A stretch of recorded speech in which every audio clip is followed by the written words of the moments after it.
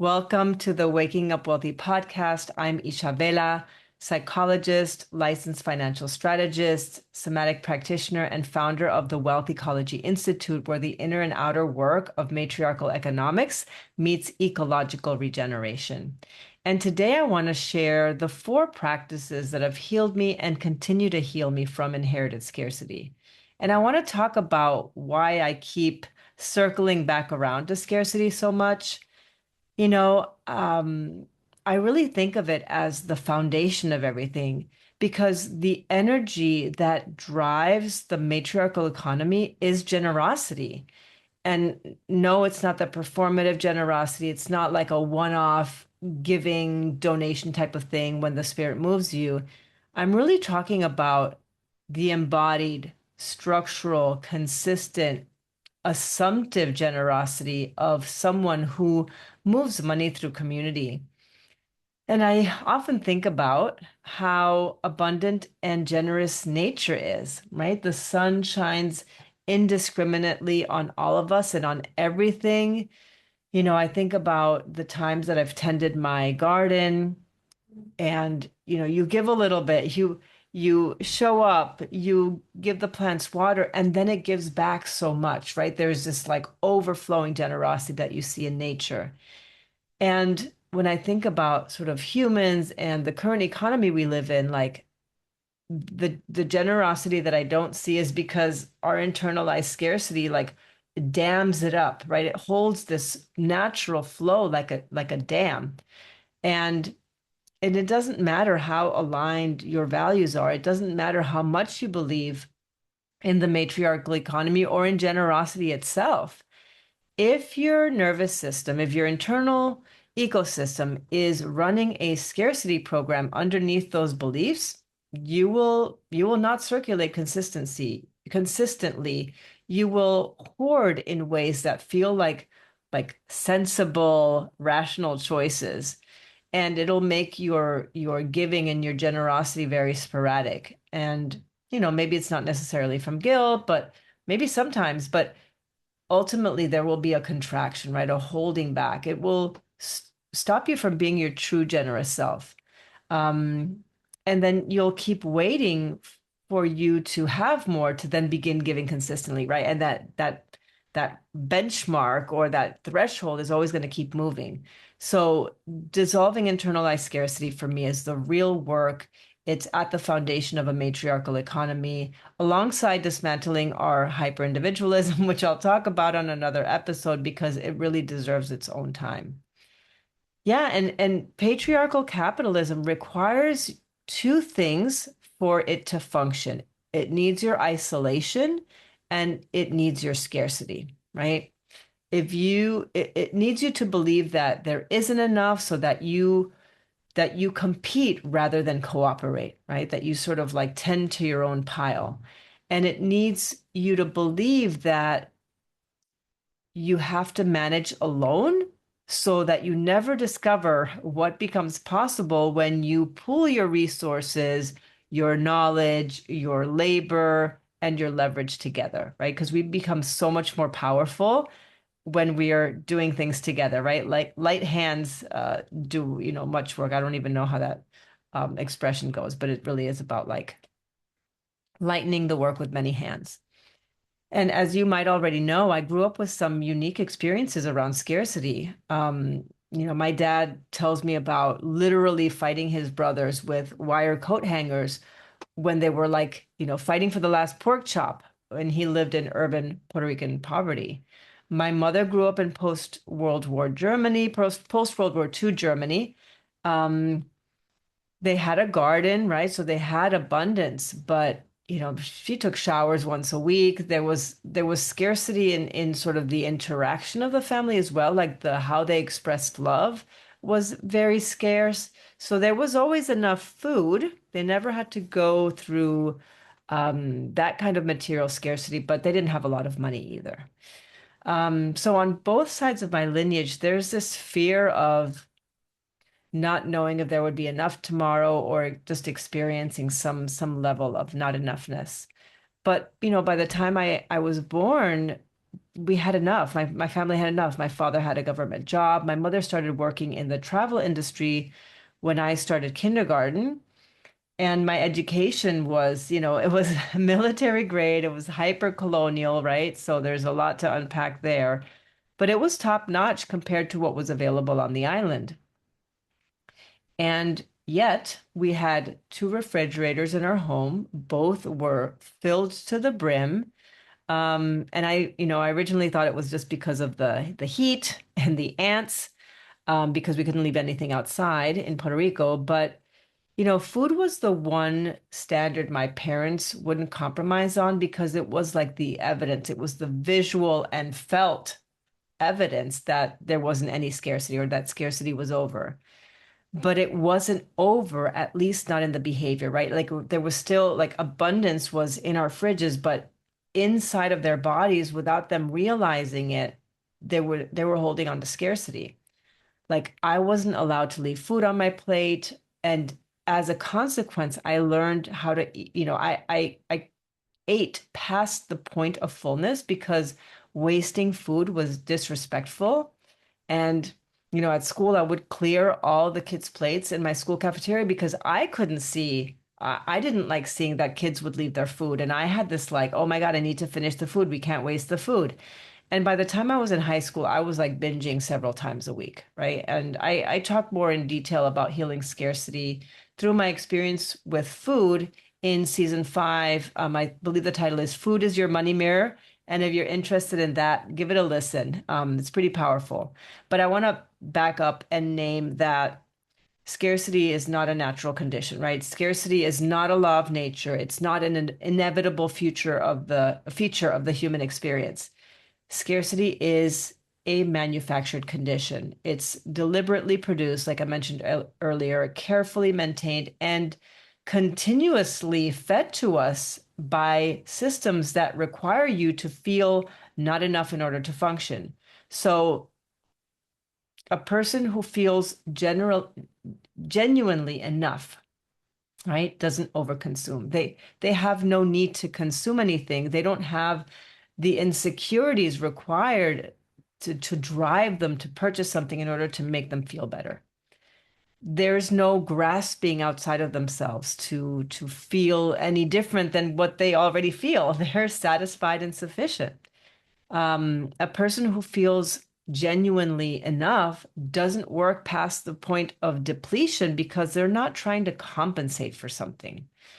A person who feels genuinely enough doesn't make fear-based financial decisions, um, like just doing whatever her financial advisor says she should do, that ultimately keeps her manageable and predictable and dependent on systems that weren't designed for her. Someone who feels like enough is going to follow their own intuition. They're going to do, you know, they're going to do the research and tune into their own values. So a woman who genuinely feels like enough, and I mean this in the most profound possible sense, is ungovernable. She is not manipulatable. She is self-sourced, right? She is sovereign.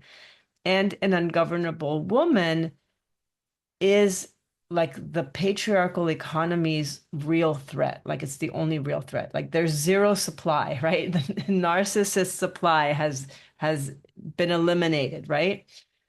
So let's talk about how the system manufactures scarcity.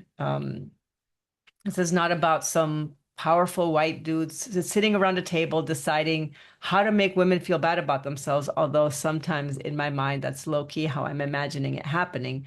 But for real, this is just embedded in the architecture of daily life through the media telling you that your body is wrong and then selling you a remedy for it.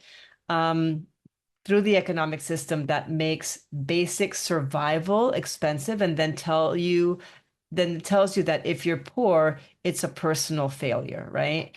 Um, Through the wellness industry that tells you the problem is your mindset and then sells you, the upgrade, keeping you sort of in this endless loop of self-improvement while simultaneously making sure that you never quite arrive, right? Because then you would stop buying their programs, right?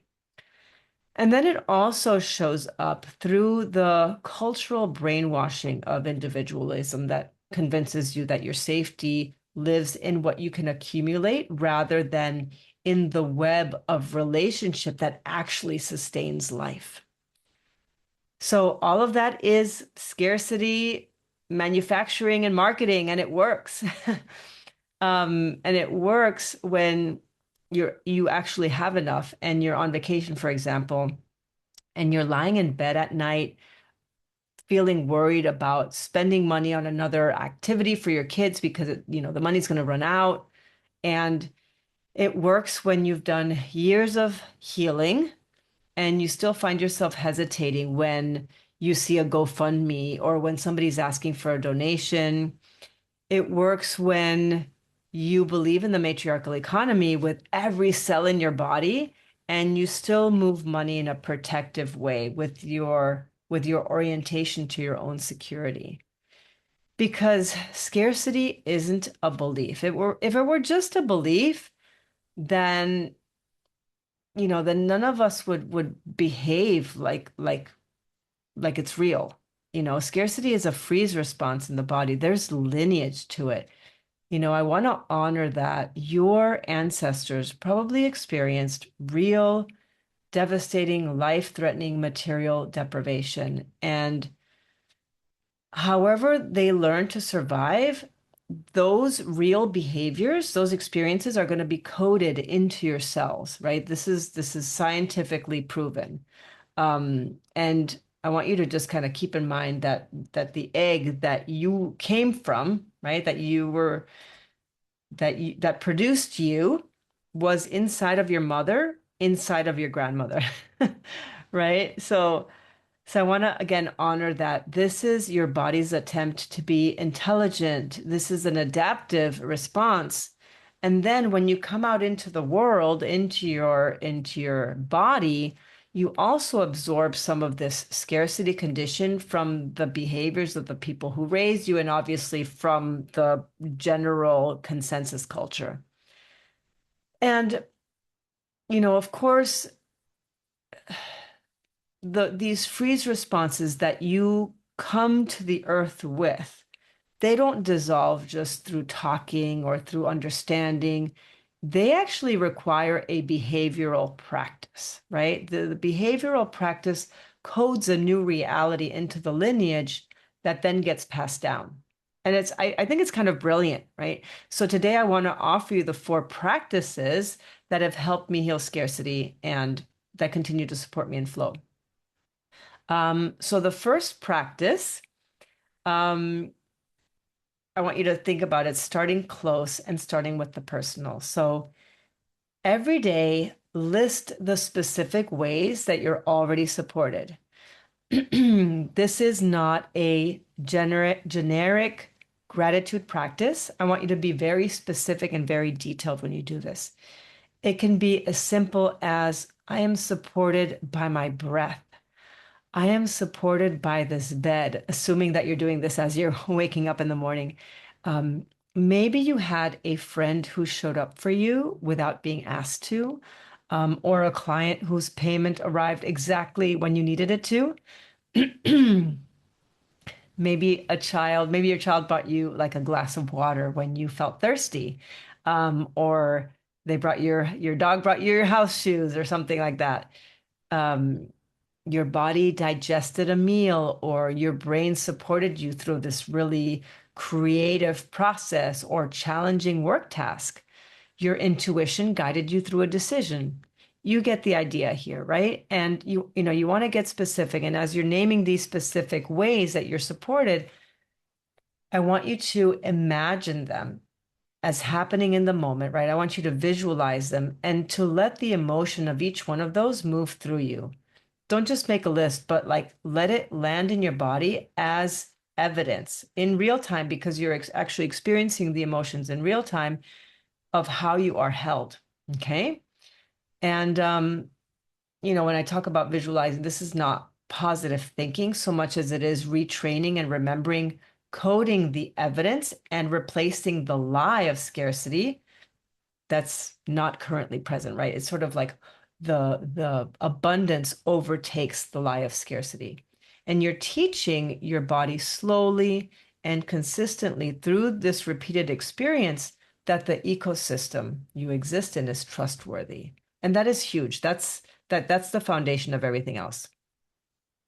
The second practice is to stop judging your experiences and let life penetrate you fully. So, the second practice has two pieces that go together. The first is to stop judging your experiences as good or bad, as favorable or unfavorable. Most of us are in a continuous, largely unconscious process of sorting our experiences into acceptable and unacceptable, pleasant and unpleasant, right? The sensations and emotions and circumstances we welcome, right? And then the emotions that we resist, suppress, push away, manage, and numb, right? And what happens is a few things. First, there's energy that's going to be pushing away, right? Pushing away that resistance of pushing away an experience takes quite a bit of effort. And I think about it as like pushing an inflatable ball under the water, right? Like it takes energy and eventually your arms get tired. And that energy that you're using to suppress or push away is energy that could be used for creativity, for presence, for the quality of attention that genuine relationship requires and that actually allows you to open to receiving. This is really important. When you stop fighting the experience you're having and instead get curious, like leaning in, like even about things like tightening in your chest, instead of trying to make it stop, get curious about it. And that kind of opens you up to like, oh, what's here? And allows you to lean into it. And that changes everything. Because when you get curious, the sensation actually moves and the energy that was like locked inside the resistance becomes available. There's an opening. And this leads directly into the second step, letting life fully penetrate you. And yes, I'm using the word penetrate on purpose. This is from Carolyn Elliott's teachings of existential kink. And it's perfect because it actually ties into the sensuality of life, inhabiting your full senses and slowing down enough to actually feel the texture of the moment that you're in, the color and quality of the light coming through the window, the taste of the food you're eating, the smoothness of the texture and the flavors dancing on your tongue, the temperature of the air on your skin, the weight of your body in the chair, the sound of whatever is present, the wind, the traffic, the silence, your air conditioner, the particular quality of quiet or noise in a room where someone you love is sleeping, right? Noticing those things and letting them letting them in fully is very grounding and cannot coexist with scarcity. Not because it bypasses the real material conditions in your life, but because you can't feel impoverished when you are completely alive to the richness of what is already here in the moment. And scarcity requires like a particular kind of numbness. It's a kind of, again, free state in which there's a narrowing of perception. It's to the transactional and quantifiable, right? So it kind of like scarcity just kind of focuses on, let's say, money, like it hyperfixates, and it takes you out of the magic of the moment. Um, and this was a practice. I'm sharing this from real experience. This was a practice that saved my sanity when I was experiencing financial abuse in my divorce. And it was something safe that I could come back to that would open me to receiving and moving with how circumstances were shaping me. So even when I hated that these things were happening in my life, I said like, okay, universe, like do with me what you will, because I knew that these experiences were shaping me. And I said, okay, well, fuck it. take me, let's do this, shape me and mold me, because there was some part of me that understood that there was an alchemical process happening and that I was being transformed in some way that I didn't know what the outcome would be of yet. But I said, okay, I said yes to it. And it was also really important during that time in my life to allow my heart to stay open instead of closing it, instead of getting angry and frustrated with what was happening, because I could see how staying in my frustration was going to destroy my physical and mental health. And because I had already been through burnout, I could not take that risk. So this practice helped me stay in touch with it helped me stay connected with the universe, but it also helped me stay in touch with the magical realms, and stay in touch with the trust that I was being guided through some, trial by fire that was forging me in some way. And, this isn't about inhabiting a permanent state of bliss. It's just a practice that helps you return to the truth long enough to make choices from that place. And like I said earlier, it's a political practice because extractive systems need you to be stressed and oriented to the fear of what's going to happen next. So it definitely doesn't want to it doesn't want to have you fully alive and tuned in. So the third practice is plant a vegetable garden. And I mean this literally. If you don't currently have a vegetable garden right now, find, until you find a piece of land to steward, spend as much time in nature as possible, because it is genuinely difficult, so difficult to believe in scarcity when you have a relationship with a particular plot of land or with a special place, especially in the context of this garden where the land is giving back to you and you are then like ingesting this abundance into your body. Like that is so powerful. And I mean, working in my community garden that I had back in the United States, I was absolutely stunned by the tomatoes and the kale that kept giving. Even as we moved into the fall, I was like, how is it possible that it's October and there are still tomatoes on the vines? Like it was just incredible. And I just felt so blessed by the giving. Um, that the giving that kept on giving after the harvest season was over. And you know, the living world experiences cycles of overflow and dormancy, of growth and composting, inhale and exhale, winter and spring. And a garden teaches your body what extractive systems have spent centuries trying to get you to forget. And it's that the earth generates more than enough when it's tended to properly rather than extracted from. And that regeneration isn't exceptional. It isn't special. It is the default state of a living system that is, you know, that's in right relationship with what sustains it. And it's like a single zucchini plant, when tended with basic care, it will produce more zucchinis than you can handle, right? You'll be making zucchini bread and pasta sauce forever. It's like nature is like some type of overachiever, right? It's a giving game.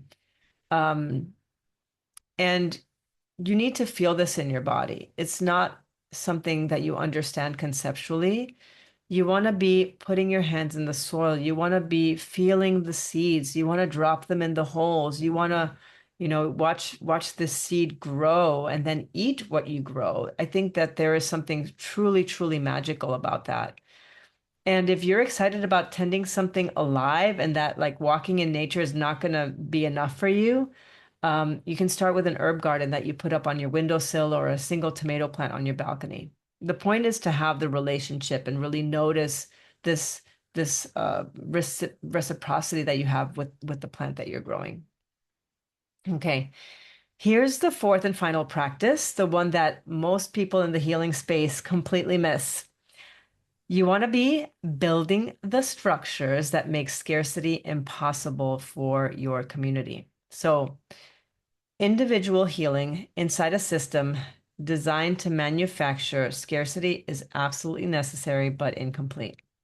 So you can tend your internal ecosystem beautifully. You can tend your garden devotedly. You can practice gratitude with genuine depth and inhabit your experience with full somatic presence and still be living inside an economy that is continually trying to reopen the wound you are working so hard to heal, right? So the fourth practice is, let's say, a saving circle.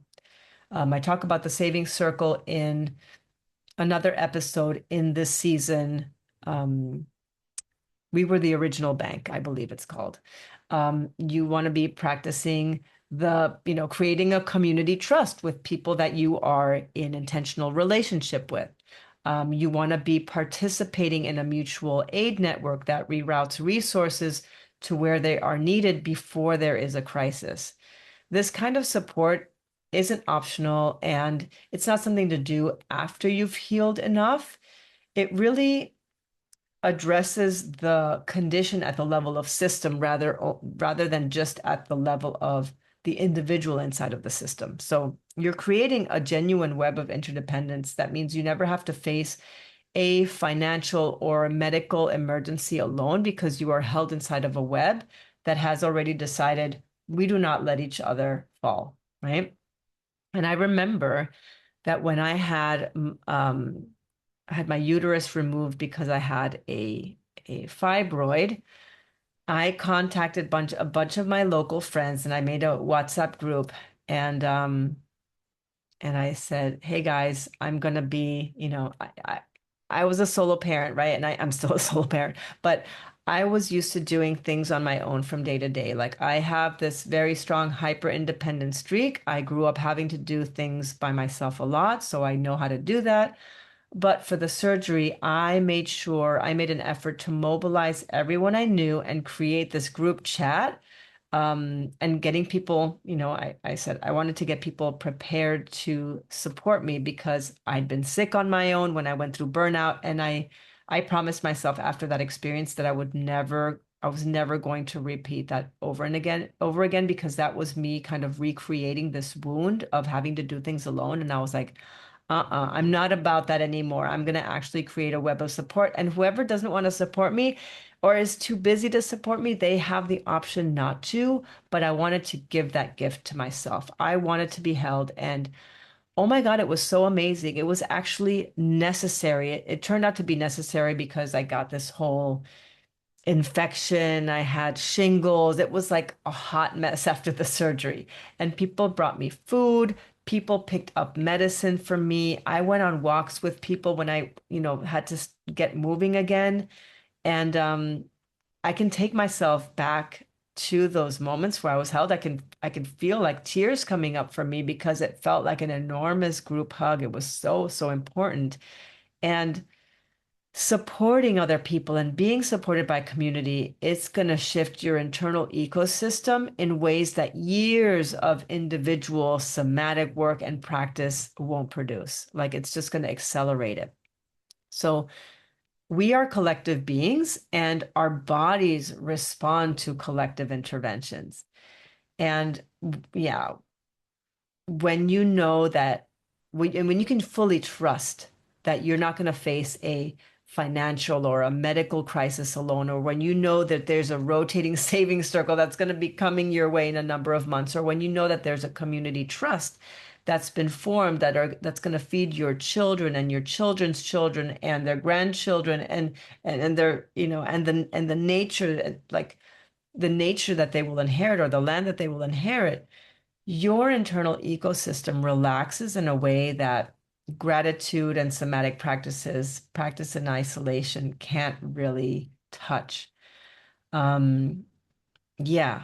So, so here's what I want to leave you with. Um, Absolutely do the inner ecosystem work, right? Plant the garden, tend the land, immerse yourself in the truth of abundance, right?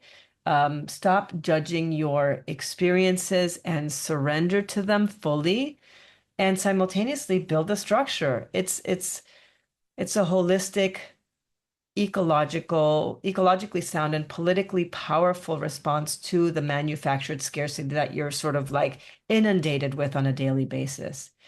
And if this episode landed somewhere real in you, if you felt the ping inside of you somewhere, if you recognize yourself as someone who has done so much healing and still feels like you're chasing that feeling of enough, I created something for you. It's called Flow, Move Money Like a Matriarch. It's a free 5-part email series that walks you through the foundational framework of matriarchal economics, the thematic, the structural, the ancestral, the ecological. And the link is in the show notes.